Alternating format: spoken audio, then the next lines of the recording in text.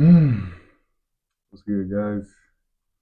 I'm back with another video, and this time I want to talk about the relationship between video games and life, right? And how they're very similar, but we really look at them in different ways, right?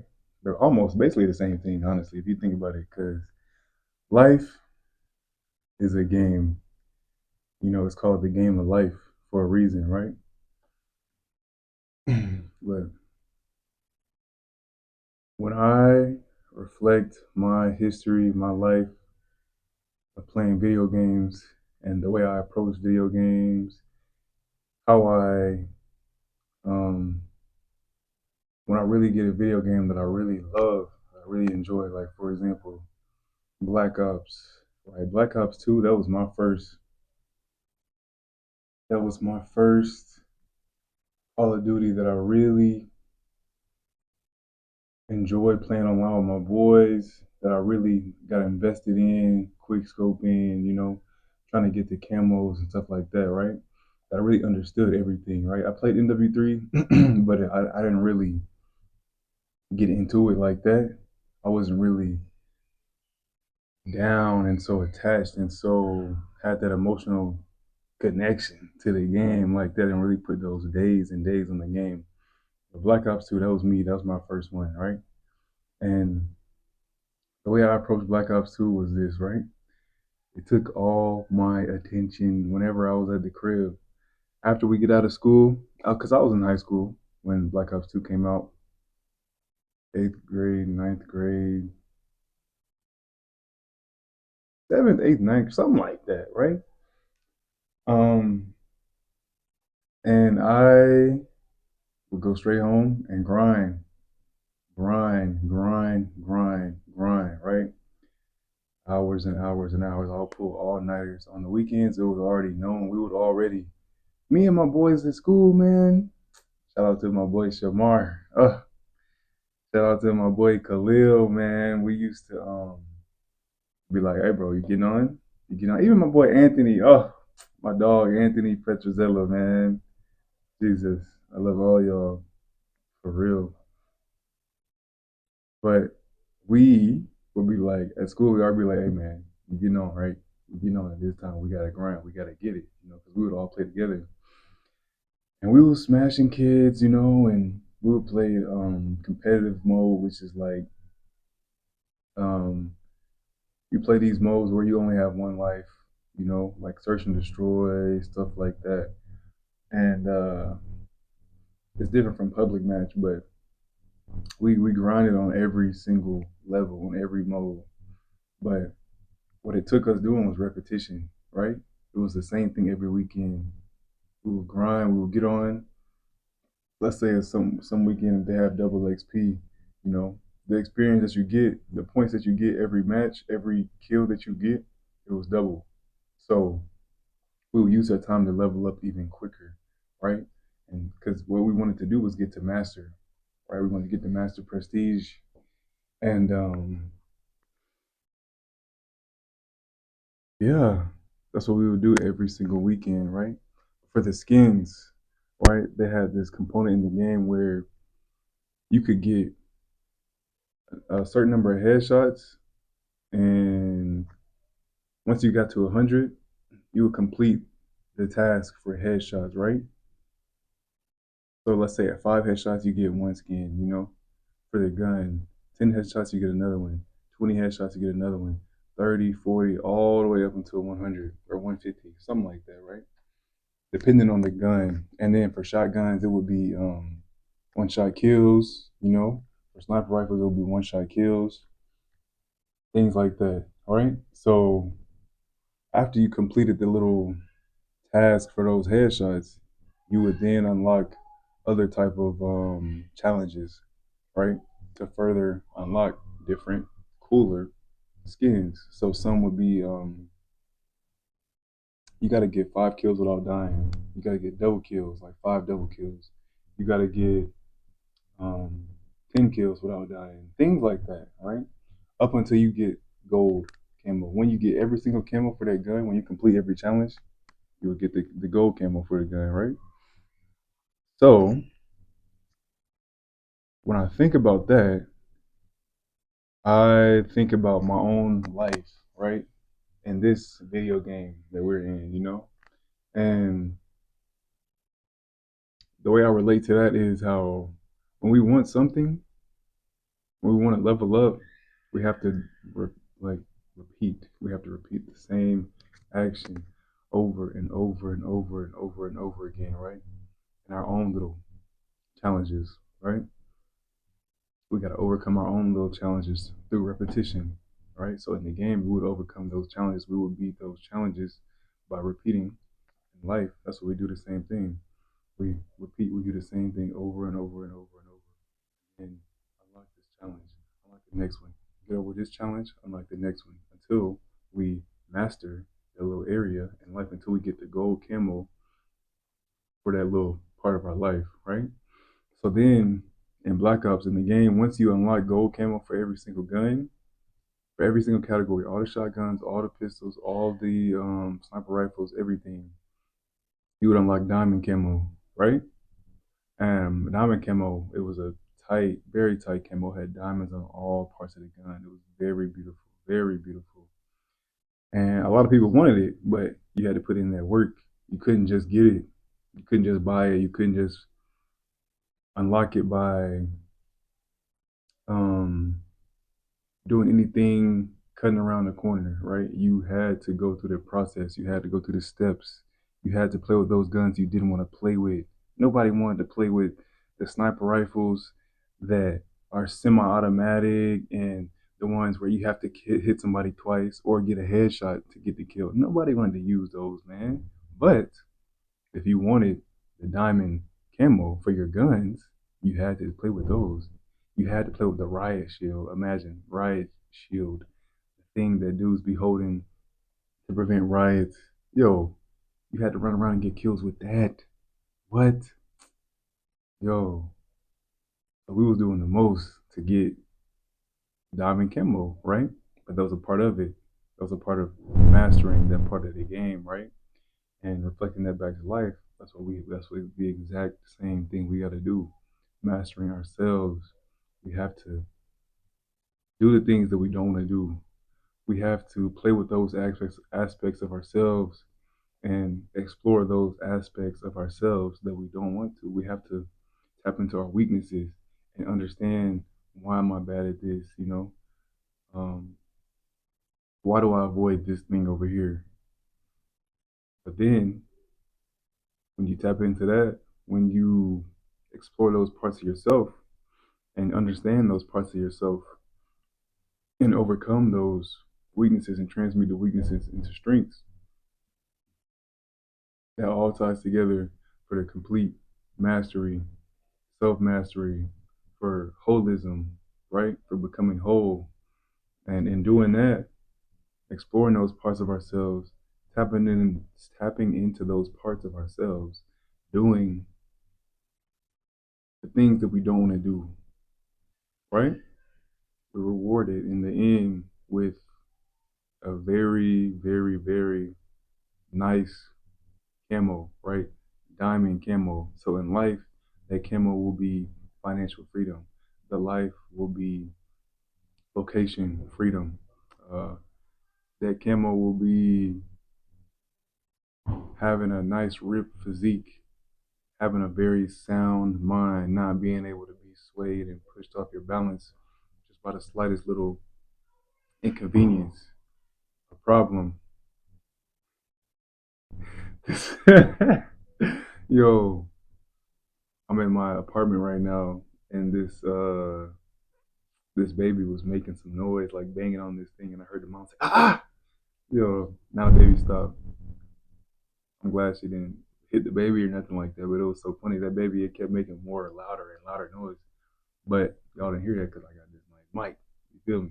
So, um, yeah, metaphorical camos in life, right? We got to do the things that we don't want to do, right? Sound mind, ripped physical body, healthy internal body, right? Hey, an example of doing the things that we don't want to do is taking the bitter herbs, right? Wormwood, pau d'arco, cascara sagrada, things like this are super bitter, aloe vera, but what they do in the end, what they do for us, is they clean us out. They remove the obstructions inside of us, right? They allow us to be more clear. They allow us to have more energy. They allow us to take more nutrients from the foods that we consume, from the drinks that we consume, right? But to get to that point, we have to do what we don't want to do initially because we've been what? Programmed to like these sweet things, these hyper salty things, these hyper flavory things that we would never taste in the wild. We would never taste if we was in our natural elements. But since we do have these convenience stores, just listen, convenience store. Since we do have Target and Walmart and stuff like that, where we can get these things like Cheez-Its and Doritos and Takis and gummy worms and oatmeal cream pies and all these different things, right? Now we're stuck on what? Things that taste good but are bad for us, right? Taste good, they look good, it sound good, but is it good for us? No. Is it poison for us? Is it toxic for us? Yes, right? But in nature, nature has many things that are sweet, but also things that are sour and bitter, but they're good for us. So it might not look good, it might not taste good, it might not sound good when you hear other people talking about it, but the result is going to be powerful. The result is what we need, right? So that's what we got to do. That's what we have to do. Everything is connected. The video games is connected to life. Life is connected to unpleasant experiences and the camos and this and that and this and that, right? And I didn't even touch on how you gotta lose in games. You have to fail. Sometimes you can't beat the game without dying, right? First time. Sometimes when you're going through it the first time, you have to die. You have to get killed by those bosses, like games like Elden Ring.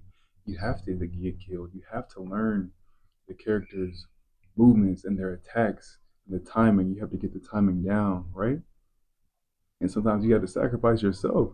And a lot of times, us as the player, we're so attached to the outcome and we're attached to winning so much. I'm so competitive. I'm so attached to winning games. I've always been like that. But sometimes that attachment, it hurts us, right? That attachment, it causes problems.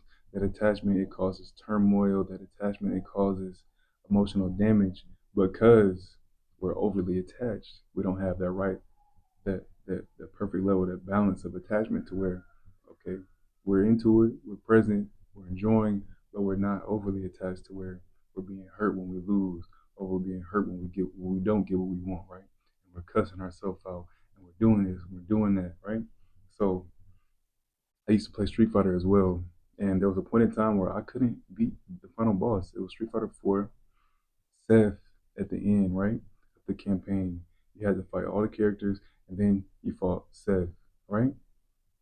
And Seth was this alien hybrid. It was like a generated character where he was combined with all the moves, all the Street Fighter characters' moves, right? So he had the Hadoken, he had the Shoryuken, he had Zangief's grab, he had Dawson's long stretchy arms, he could teleport, he could do this and that.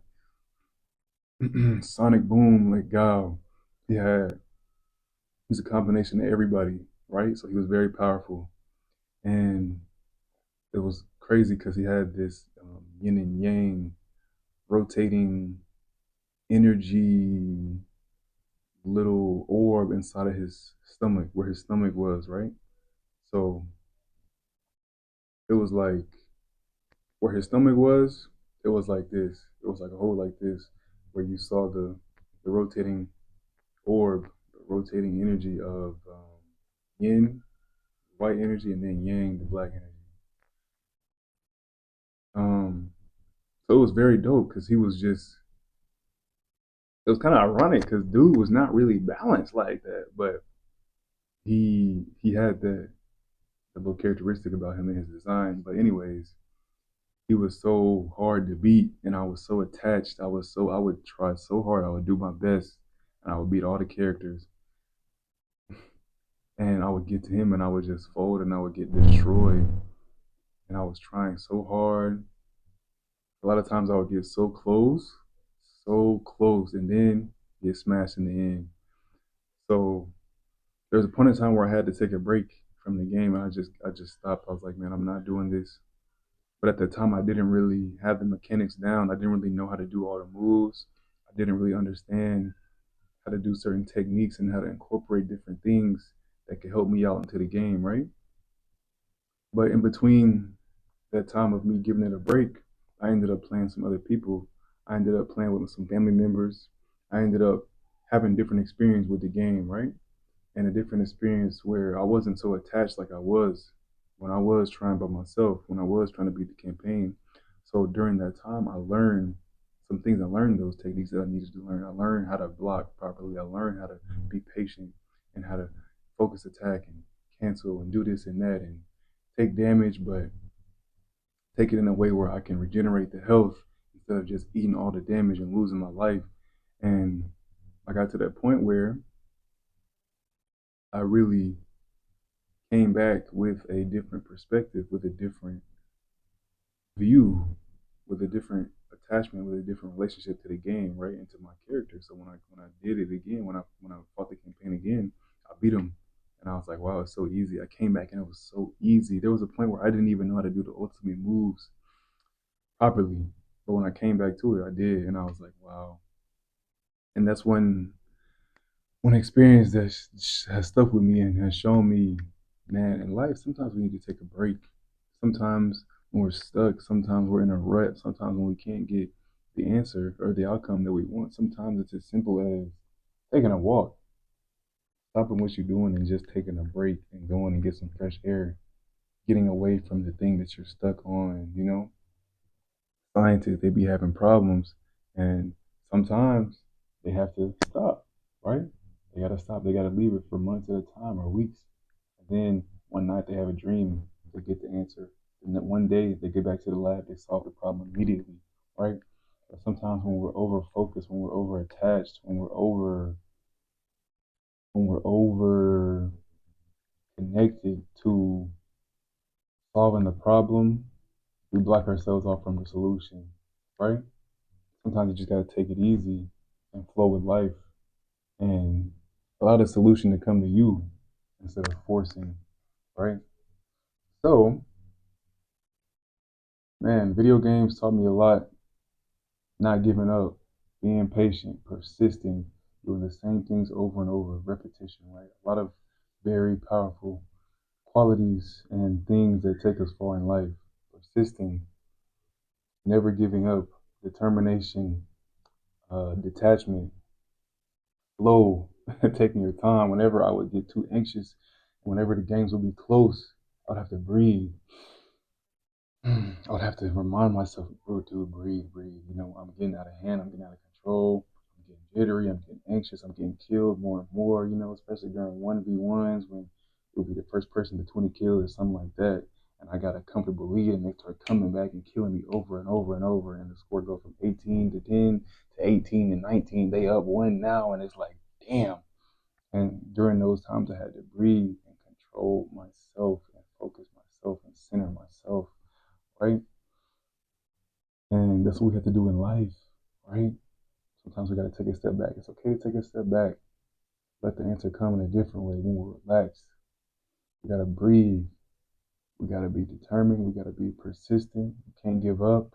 We can't be too attached, you know? Different things like this.